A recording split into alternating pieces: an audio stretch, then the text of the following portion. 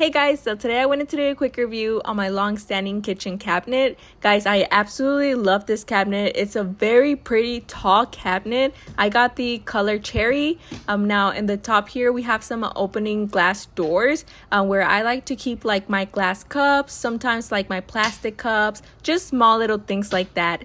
Now over here in the middle section, I like to keep my microwave. So that's specifically it is to keep your microwave. So obviously I keep my microwave right there. Now over here we have the sliding drawer. Now over here in the sliding drawer, I like to keep like all of my spoons, my spatula, some scissors, just like little things like that.